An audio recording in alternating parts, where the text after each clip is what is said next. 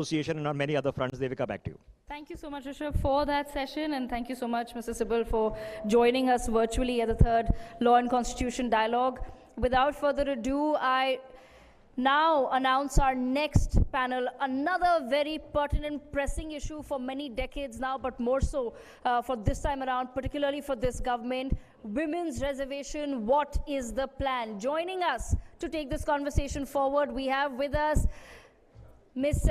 Swati Maliwal, Member of Rajya Sabha. Ma'am, please join us on the stage. We also have Ms. Jebi Mathur, Member of Rajya Sabha from the Congress Party. Ma'am, request you to please join us on the stage. We have also with us Ms. Subrashra, who's an author and political strategist. Joining us and moderating this session is Ms. Priya Sehgal, Editorial Director of NewsX. Like I said, a very pertinent question being put forward here. Women's reservation, what is the plan? I request all our panelists to please be seated so that we can begin the conversation. Priyaji, over to you, ma'am.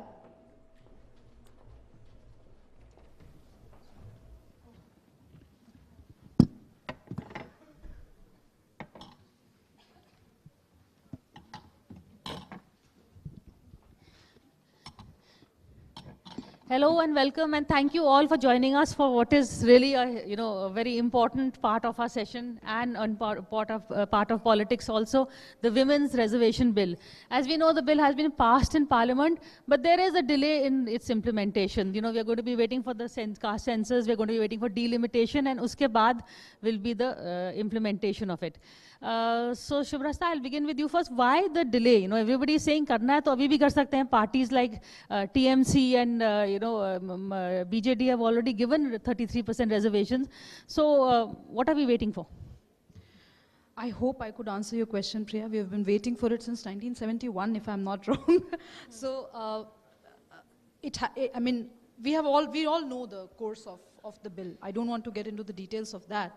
But I think Parliament, as everything else, is a reflection of our society. Do we really wish to see women at the forefront? Is the central issue that we would, we should ask. I don't want to get into party politics here and say that this party is doing better and that is not. But the point is that opinionated women even today are not, easy cookie to swallow. So to answer, I think I'm going to paint all the political parties with the same brush and say they are a part of the larger patriarchal setup, and nobody wants vocal women who have substance and who can make a difference come in the Parliament and snatch the limelight away from the men around. Perhaps that's the reason for delay.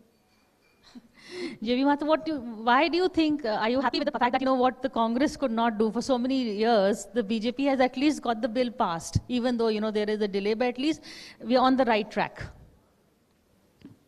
When you say Congress couldn't do, you should say about what Congress has done as well. Which is? What we have seen, the 50% reservation in local bodies. Now I'm sitting in front of you all as a member of Parliament. But my roots are from local body elections where we have 50% reservation, which is a realization of dream by Rajiv Gandhi ji. Something so magnanimous and so reformative. And given that point of time where women never used to come to any public life, and that opportunity opened the doors for women from the kitchen to the public life. So Congress, when in power, has done what, not just in words, but has made sure that it happens, and it happened, and it's a result what we are seeing now in local bodies and taking it to the next level. In our, when we were in government, we have tried our part of doing it. We got it passed in Rajya Sabha, but due to the numbers, we couldn't pass in Lok Sabha. Saying that, I want to also emphasize in the women reservation bill of UPA, we did not have these clauses where depending on two things, only then this is going to happen. So basically, this still remains a non-starter for the fact that, yes, it was a headline making, and also special session was called in the new parliament where nobody knew what's going to happen. So all that we welcome the fact that steps are being taken, but From that moment, in the parliament, outside the parliament, Congress party has taken the stand that we shouldn't be waiting for all these delimitation clause and census clause and all that. And we should make sure that with the available statistics and data and the census available, we should go for reservation, not delay it. So the intention of Congress is very clear. We have done it in the past. We have been saying it, and we'll continue to stand for But you women. still haven't given, what are you waiting for also? As an individual level, TMC gave 33%, BJD did, so why doesn't the Congress give 33%? What are you waiting for? No, Congress, certainly we have done that Ladki Hu Lad Sakti, who was an initiative of Priyanka Gandhi ji in Uttar Pradesh, and a significant number of seats were given to women. So it's not the case that we have not started it. And also everywhere we are making sure, and at the organizational level, if you look, well, taking from the Youth Congress is a frontal organization of Congress party. At every level, we have reservation for women. Again, I'm a product of that. Whereas Youth Congress State General Secretary I became because there's a reserved for women for every level, which is Rahul Gandhiji's dream. So organizationally also, we are making sure that women come to the forefront. Swati, I know you have to leave, and we also welcome Ikra Hassanji. Role of women, how do you see the women? You've been in the headlines also a lot. Women do get in, but then what happens after that? The fight has just begun. Getting your foot in the door is the first step. After that, what happens? I think, unfortunately, I'm the classic example of that. And I became an MP. I have struggled on the ground for 20 years. 2006, I finished my engineering, and after that, I've been working on the ground in slums. I've done so much of work in Delhi Commission for Women. 9 years, we've handled 170,000 cases. And I think it was historic, the kind of work that we were able to do, and that's why I was given a ticket and I went as an MP in Delhi. But what happened after that, I think the entire country knows, and it's very unfortunate. So I think that women reservation is something which is very crucial. It's not just a political issue, it's a social issue. I think women have to be given their equal representation in the parliament. It's so unfortunate that right now only 14% of the parliament is women. I think that's something that is very shameful. That number has to be raised, but at the same time, implementation is the key, because just by bringing a law which is strong, which gives representation to women, and even if we have 33% women in the parliament, what happens after that? Are the parties, political parties, bold enough to accept strong voices from women? That's a question. Also, if something happens to a woman in the party, if something happens to a woman, if she's assaulted, if there's sexual harassment, what kind of systems do we have to protect women in politics? Do we have strong internal complaints committees in each and every political party? Do we have mechanisms that suppose some problem occurs, and if the party leadership decides to completely finish off one woman, will other women in the party stand up for her? Will other women across party lines stand up for her? I think these are important questions which reflect the patriarchy that exists in our society as well as in our systems, and something has to be done about it. We do hope so. I think you raised some good points. But Ikra, you come from a party jahan pe you have the famous saying, Netaji ka Mulayam Singh Yadav said, boys will be boys, ek samay. Now, and pehle they opposed the women reservation bill. Now you have Akhilesh Yadav supporting the women reservation bill. So you think there is a change in the mindset also in terms of, it's a positive change, which you've been seeing firsthand? I would first like to apologize for being late. And thank you for having me. There is a change, and I think it's for the benefit of women. And I'd like to also address why Netaji first opposed the bill. It was because he wanted reservation, not just, he wanted reservation for OBCs, women OBCs within the women's reservation. So I think that was the point why he was opposing it. And I think that's also necessary. We need to have women from all stratas of the society to be able to come forward and take the lead.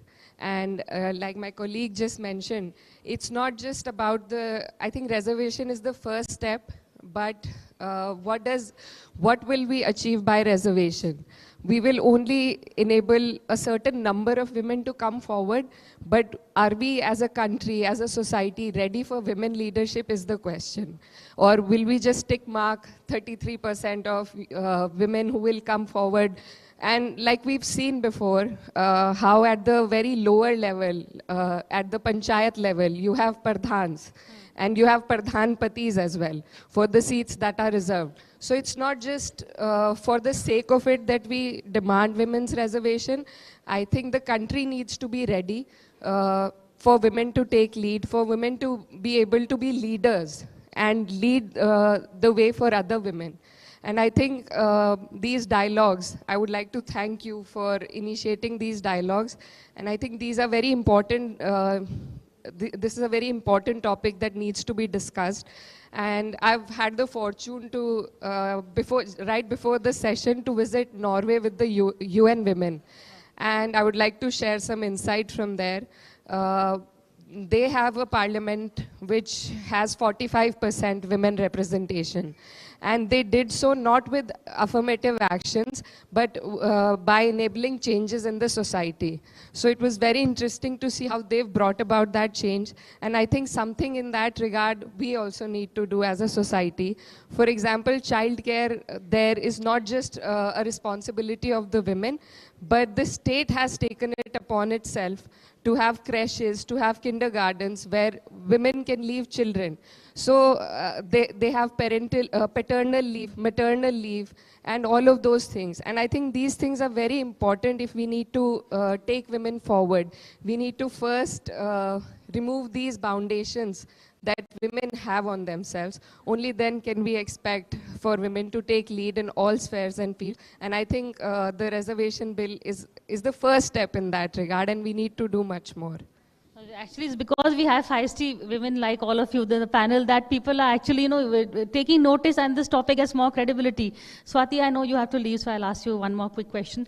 In terms of, implementation, what you've said, once you get in, what is the feedback you've seen, and what else can we expect, from the fellow MPs? For instance, your case, what has happened? What has been have you got support from party lines? Or is it just people are taking political positions or gender positions? It's very unfortunate that in most cases people take political positions.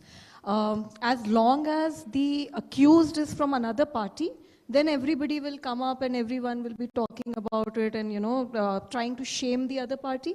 But when it comes to your own party, when it comes to taking a stand, I think people don't walk the talk. That has been my personal experience. At the same time, because Delhi elections are coming up, I think it is very important that while there is a law that exists, it is yet to be implemented. I would really, really request all the political parties fighting in Delhi to implement it on their own. You see, even in my party, out of the 70 tickets that were distributed last year, only 6 went to women. And all 6 of them won. So I think it is very important that political parties understand that women, if you give them tickets, they can win, they can deliver, and they can bring about policies which are way more inclusive and way more effective. You see, world over research talks about that when women participate in decision making, when women participate in governance, there's much more focus on healthcare, there's much more focus on education, there's much more focus on gender-based issues. Then why is it that parties, especially now in Delhi in the upcoming elections, why is it that only 6 or 7 tickets are going to be given to women? I think it is very important that at least 50% of women should be there in all the state assemblies, in all the, in the parliament, and I really believe that that will bring about a change. At the same time, like you asked, it's not easy to be a woman politician, and it is not easy to be a woman politician who dares to question the might of political parties, as well as some leaders who think that they are God. So it's extremely important to be able to protect our women politicians. Otherwise, how is it that people will be able to come forward? You see what happened with me, the kind of spectacle that I was made of. What message did that give to youngsters? That if you come to politics, if you come to the parliament, anything can happen to you. So I think it is important across party lines to support each other, and especially for women to support each on other. gender issues, which is why, Shuvrasta, can you all come together irrespective of politics on some issues, in terms of women issues, whether it is, as she said, having creches in parliament or some implementation, bring a more humane thing to become a lobbying group cross party lines. Absolutely. And among the four of us here, I'm the only person not in politics as such. Of course, I'm a part of political strategy making, and it doesn't matter to me which political party wins at the end of the day if they are delivering for the public. Correct. Now, the point is, very important points have been raised by both. The three of them, in fact. I don't want to get into 50% reservation, Bihar ne pehle kiya, Congress sarkar nahi thi, and all of that jazz. I don't want to fact check because I understand where she is coming from as well, where the Congress MP is coming from as well. My point is very limited. What kind of leadership are you giving to this country, even if we talk about women reservation? Explain. Still, when will we talk about the quality of women leadership? Right now we're talking about numbers, and I know it's easy for me to say this because I'm not in the fray. I'm not somebody who is fighting for tickets. I'm not somebody who is lobbying for a Rajya Sabha ticket or whatever for that matter. So for me, it's very easy to take these moral grandstanding positions, but these positions are important. And it's really interesting that it came from a Samajwadi Party politician. The structures in anywhere, in corporate India or in parliament are not women friendly. Come on, even in media, these chairs are not comfortable for postpartum women. let me tell you. We will. When she is raising these issues, these are very fundamental issues. If you really want to talk about women leadership, the question that she asked was, is India ready for a woman leader? We've already had a woman leader. I was just coming to that. I was just coming to that. This whole conversation about our leader gave. Is BJP ready for a woman president? I don't think so. I don't think so.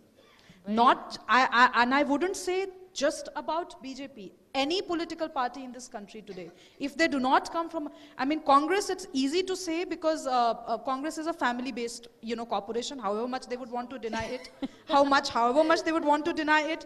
I don't have any agenda to grind here. All these conversations about Indira Gandhi, well, how many women leaders did Indira Gandhi promote during her leadership? I come from Nalanda. We had an extremely meritorious candidate. I think Indira Gandhi was women or men same. She had the same rule for all. She did not promote, beyond a certain level. Yes, so then we can talk about the quality of that leadership. Indira Gandhi, as a prime minister, has delivered a lot for the country. But I'm talking specifically about women leadership. Okay. The question that if women leaders are at the forefront, do they support other women leaders? And we can take, I think, TMC, the panel, does not have a TMC representative. I think TMC is the only political party in the country, and I know this, I'm sticking my neck out and saying so, who has actually respected women leadership at the cadre level. At the cadre level. Okay. Even BJD to, when you compare BJD to TMC, TMC is way, way ahead. Okay.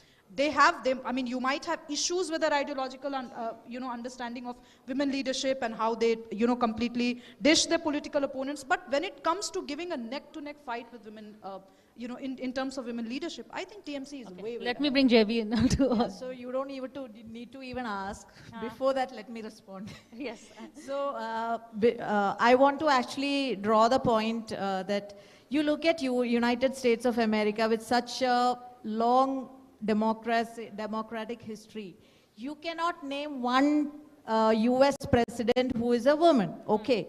And then not just that, in our recent memory, we have Hillary Clinton and also Kamala Harris fighting, but absolutely we have not seen any kind of anybody, taking any, giving them any step to be the president of United States of America.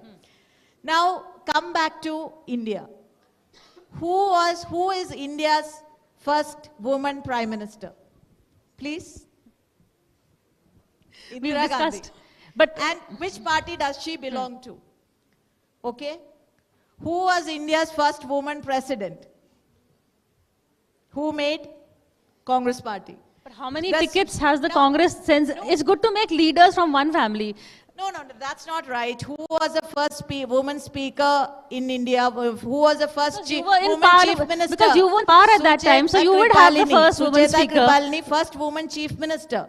So it's not the case. See, let us be very honest that we have done whatever it takes. You should think of that period also. In that period, with such limited years as well, we can showcase before the world that India had a prime minister, a woman prime minister. Okay. So nobody can deny that fact. So that is the truth.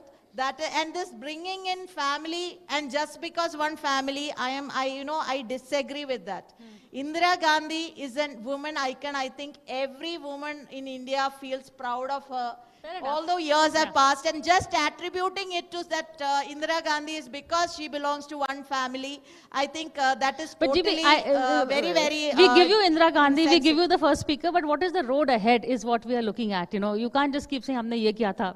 That is what I'm saying. So road ahead is, have we not taken the steps to bring in? See, if you have to talk about words, first you have to have the letters. Okay. You need to learn ABC and then go talk about supercalifragilisticexpialidocious. Okay. So the first step of local body, we have done it. There was so much of opposition. Even against that, there were parties who were not supporting local reservation in local bodies.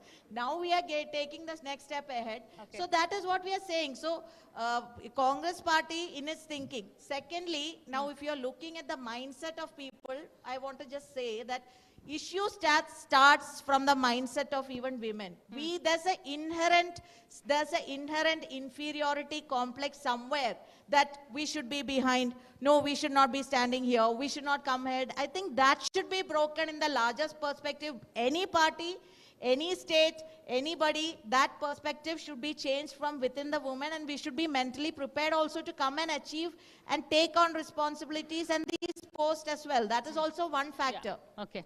But Ikra, I'd like to bring you in. Let's not talk BJP Congress. Let's talk about women from big towns to women in smaller towns, and from Uttar Pradesh also. How have you seen in the past few years, how easy or difficult is it? And from a party like the Samajwadi Party, which is the patriarchal party, at the end of the day, I know. But how has your journey been? Tell us your story. I come from a lot of privilege. First, I'd like to specify that. But even then, I think, as ma'am was saying, we need to first break the notions that we have in the society, and that will take a long time. So there is space, but we need to effectively occupy that space, not just, as ma'am said, not just in numerical sense, but in a very effective manner. For me, because my family was in politics, I got a headway, I got a start, but I would still say it's still a man's world, and everything needs to be, as a woman, you need to be aware of everything. You need to keep looking over your shoulder all the time. And these are societal things. These cannot be changed only through political intervention. I think as a society also, we need to, all of us, not just the politicians, but I think the media has a role to play, and NGOs and other social activists, I think, are doing a lot more than we are doing. So as a society, we need to see women there. We need to see them take the lead, and only then can we expect for things to change in a better way. And I would also like to mention that if Congress hadn't put Miss Gandhi where she was, I think that would be embarrassing, because Congress was the oldest party, so it's only just to expect it from the Congress. So I have deep admiration for her. So another question to you, taking off from what you said about societal changes, can there be a cross-party consensus on, say, issues like rape, let's not have politics, and the women should get together and say, whether it is a Nirbhaya or what happened in West Bengal, domestic violence, some issues where women's rights are concerned, you should, can you all at least get together and tell your leadership that on these issues, let's all of us, whether it's BJP, Congress, SP, everybody get together? No, I think there is a consensus on these issues. I can only speak for myself and the time that I have had in the politics. I think people tend to get together on these issues, and that's a great start. But there are also technical limitations. For example, if I'm a woman and I want to speak on something in the parliament, there is a lot of balloting limitations, time limitations for the parties, and all of those things. So that kind of somewhere limit you, and you need to give in to the top leadership. And top leadership, as we all know, is mostly occupied by men. So We have there to fix that. we have to fix that. Okay, just stay away from partisan, from bipartisan politics. In terms of being a woman in politics, a women thing, are there something extra that we have to look for which men don't? You know, whether it is the clothes you wear, the words you use, how you address an issue. There are all these extras that we have to also bring to the table before we actually express ourselves. And I think I'm thankful, Right. frankly, for the fact that we have to be extra cautious, because I don't think men have set a great example on the kind of language they use, the kind of conduct they have with other women politicians, the kind of issues over which they have fought, even within the party. So I think it's okay for us to be cautious, and I'm not saying this out of this Mother India mentality. I think it's okay to present to be more presentable, to be more accessible, and to be more moralistic. I don't have an issue with that. My problem arises when, I have an issue when we start talking about reservation and rape. When we take only these two incidents, or when we take only these two conversations that have to be around women, why can we not talk about, say, for example, women farming issues? Why do we not talk about women reservation when it comes to farming in India? Yeah. Not exactly like how many women farmers should we have, but the fact that there are specific issues of women farmers which never gets addressed. The whole country was in hullabaloo, but we never talked about women farmers. They were only propped up as a frontline attack. There are a lot of, I can see a lot of military people here as a frontline warriors. Yeah. Similarly, it happened with CAA. Women were propped up, and we were used as props. And the sad part is we were comfortable being used as props. So my problem with, at the risk of again repeating myself, my problem with propping up Indira Gandhi as leadership, as an example of effective leadership, is not her comparison with Tarkeshwari Sinha. Tarkeshwari Sinha came from a middle class family in Bihar, same age as Indira Gandhi, more meritorious than Indira Gandhi. She went to London School of Economics on her own merit. But do we as a country recognize Tarkeshwari Sinha also today?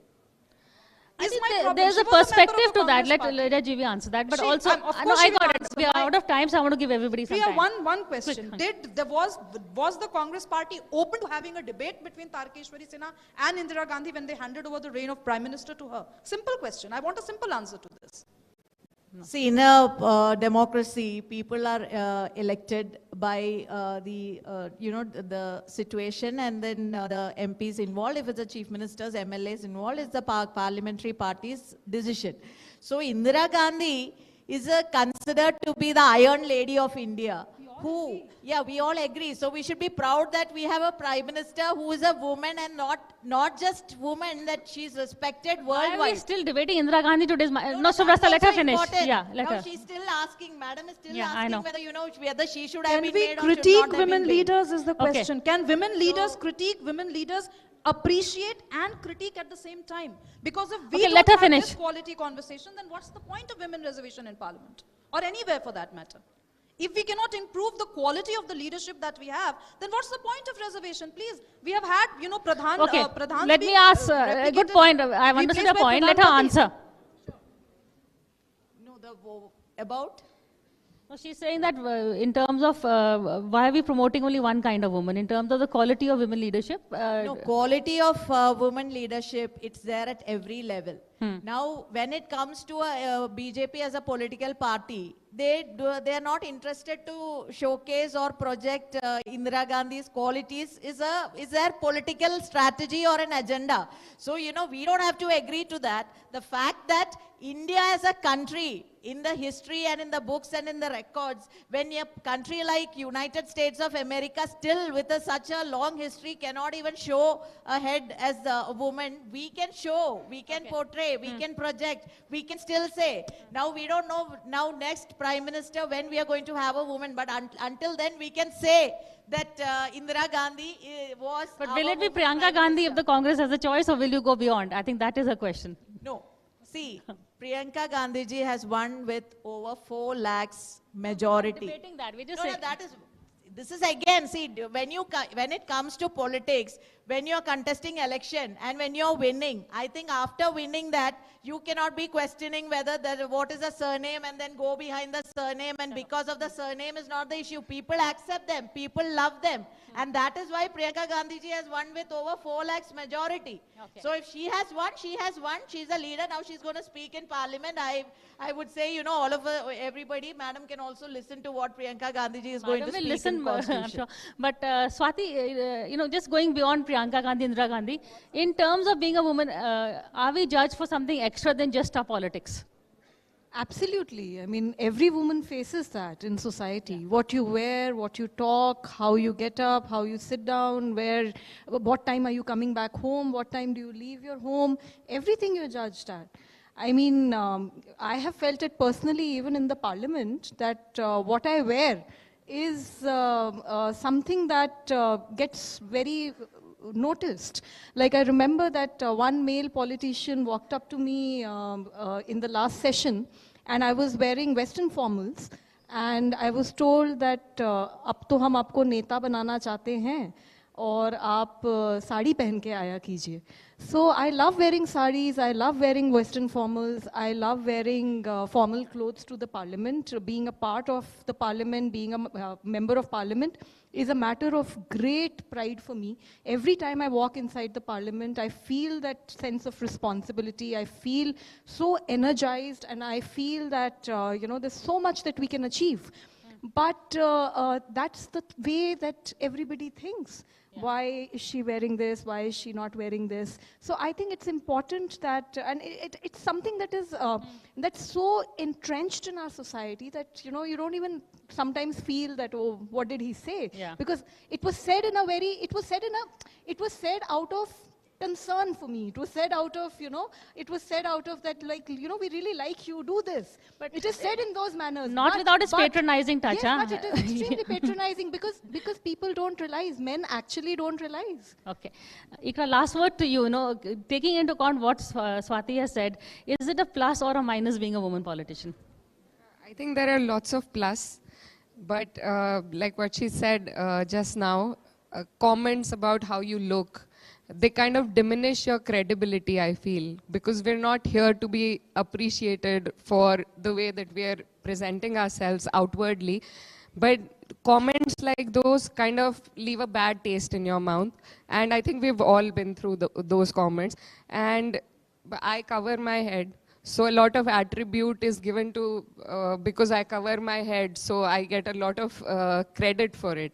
And I don't think that's why I do it.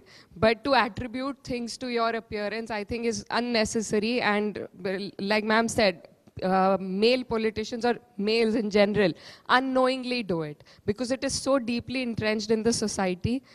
So they're unknowingly doing these things, which kind of restrict us in a way. I don't know what is worse, that they're doing it unknowingly thinking or they're doing it, you know, knowingly.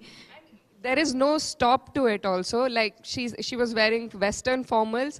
There was a comment on that. I cover my head. There's a comment on that. So you can never, you don't know how to play this game because for everything you do, there will be a comment. So we need to stop that. We need to stop giving them that leeway that they can comment on how we appear because we don't do that with male politicians or anybody in any other field. Very good point. And we're totally out of time. I'm sorry because we're being asked by the men to wrap up. On that note, thank you. Thank you so much once again, Swati Maleval, Ikra Hassan, Subrashra, and JB Mathur for joining us at the third Law and Constitution Dialogue. We're going to take a moment. I'm going to invite Dr. Aishwarya Pandit Sharma onto the stage to present a small token, rather actually not small today, but a token of our appreciation, a rather heavy token of our appreciation to all of our women panelists who've joined us to take this very pertinent conversation forward. That is Subrashra, author and political strategist. Thank you so much for giving us your precious time. You're also being presented with a photograph of the first meeting of the Constituent Assembly, viewers, which was attended by 205 members, and interestingly, this included 9 women on the 9th of December, 1946. Let's have a huge round of applause for our women parliamentarians as well.